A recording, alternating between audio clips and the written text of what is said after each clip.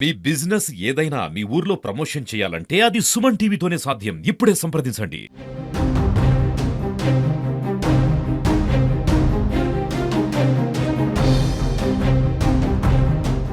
Hi hello welcome to Suman TV. నేను మీ పవన్ని. తప్పు ఒకరి చేస్తే శిక్ష మరొకరికి పడింది.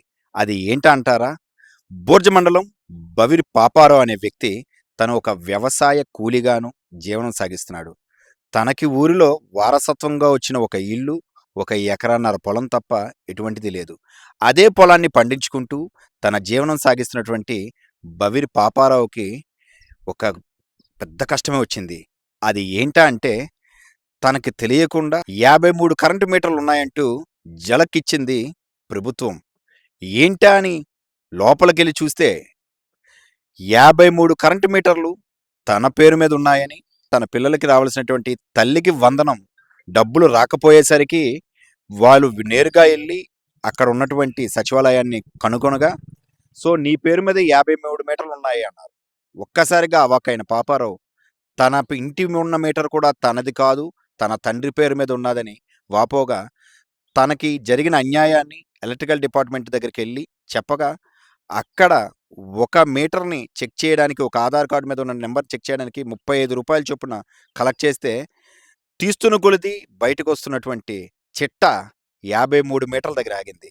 తీరా చూస్తే జిల్లా మొత్తంగా పొందూరు, రాజాం, జీసిగడం అలా అన్ని మండలాల్లో కూడాను తన ఆధార్ కార్డ్‌ని బేస్ చేసుకొని మీటర్లున్నాయని చెప్పి చూపించగా అవాక్కై ఏం చెయ్యాలో తెలియని నిరక్షరాస్యుడు పాపారావు. ఈరోజు ఆ పాపారావుకి జరిగినటువంటి కష్టమేంటి?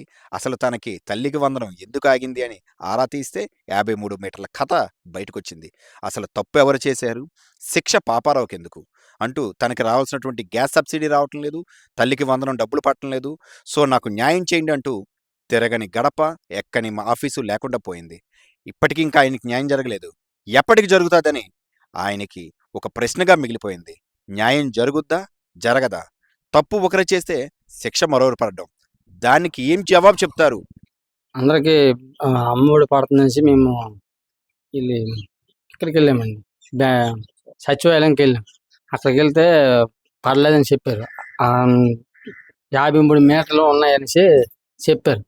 ఇదే నా పేరు, మా ఇంటి పేరు నాకే లేదు, మా నాన్న పేరు ఉంది, అందరూ కలిసి ఉన్నాము, ఎందుకు వచ్చింది అనేసి బాధాకరంగా అయింది.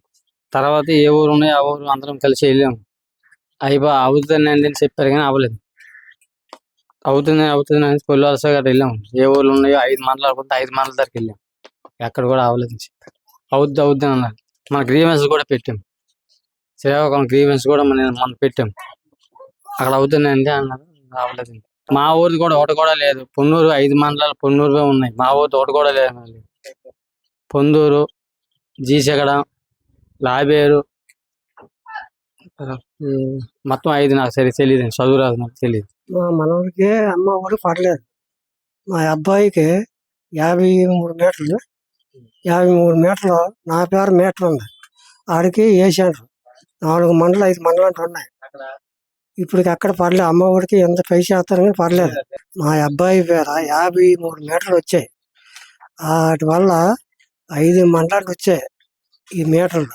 సర్వీస్ కూడా మా అబ్బాయి పేరు లేదు, అది నా పేరు ఉంది. అది సచివాలయంకి వెళ్తే ఆ ఆధార్ చూపెడితే అది న్యాయం కొరకు చెప్తే ఆవిడ చూస్తున్నారు. అలాగే శిగడము, పొందూరు, హెచ్చర్లు అవన్నీ తిరిగినాము. కరెంట్ అని కరెంటు ఆ మీటర్కి కదా వచ్చింది, రాదు అనుకోండి. ఇందులో ఈ అమ్మమ్మడి పడకపోవడం ఉపయోగింది అనమాట. దానివల్ల ఆఫీసుల చుట్టూ తిరుగుతాను. సచివాలయంకి వెళ్తే ఆధార్ కార్డు పేరు మా అబ్బాయి పేరు 53 మీటర్లు వచ్చాయి. ఇలా కూడా మీ న్యాయం చేయిపోస్తాడు. గ్యాస్ డబ్బులు కూడా పడలేదు. మేమేంటి మాకు తెలియక ఈ మీటర్ వల్ల వచ్చింది అనుకోని మేము హెచ్చరిక చేశాను. అప్పటికి తిరిగితే కరెంట్ చెప్పుకొస్తారు. ఇవన్నీ మాకు తెలియదు. ఇన్నోటి ఉన్నాయి, ఇన్ని మీటర్లు ఉన్నాయి, ఇన్ని మండలంటూ ఉన్నది మాకు తెలియదు. అది ఇప్పుడు మీరు న్యాయం చేయకూడదు. మరేడు బాబు పిల్లమే అమ్మవారు పడలేదు. ఎక్కడికి వెళ్ళాం మరి అందరికి పడ్డాయి, పిల్లలకు పడలేదని బాధపడతాండ్రు.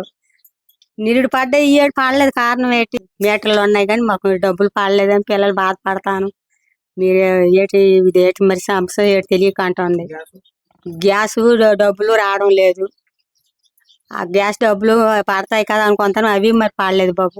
మరి ఏడు చేస్తారో మరి మీ ఇష్టం. ఎంక్వైరీ చేస్తే 53 మీటర్లు ఆయన ఆధార్ కార్డులు లింక్ అయిపోయి వచ్చాయి.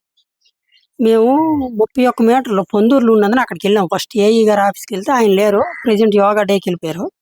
అక్కడ డెప్యుటేషన్ ఎవరో ఉన్నారు అనమాట, ఆయన పట్టించుకోవట్లేదు అనమాట. పట్టించుకోకపోతే శ్రీకాకుళం గ్రీవెన్స్కి వెళ్ళాం. అక్కడ కూడా అంత రెస్పాండ్ ఏం అవ్వలేదు.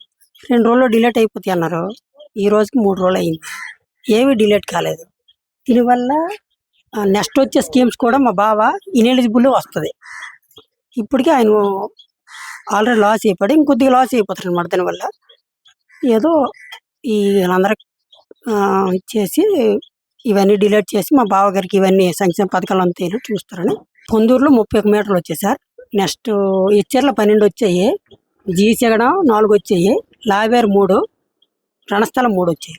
అదే ఇప్పుడు మన మండలంలో సీడింగ్ అయితే మనం డీసీడింగ్ చేయడానికి అవుతుంది, కానీ వేరే మండలంలో అయితే మాత్రం మనం చేయడానికి మనకు ఆప్షన్ లాగిన్ కానీ అది మన దగ్గర ఉండదు. ఒక సర్వీస్కి ఇన్ని నెంబర్లు అనేవి సీడింగ్ అంటే ఎలా జరిగింది కూడా మనకు తెలియదండి.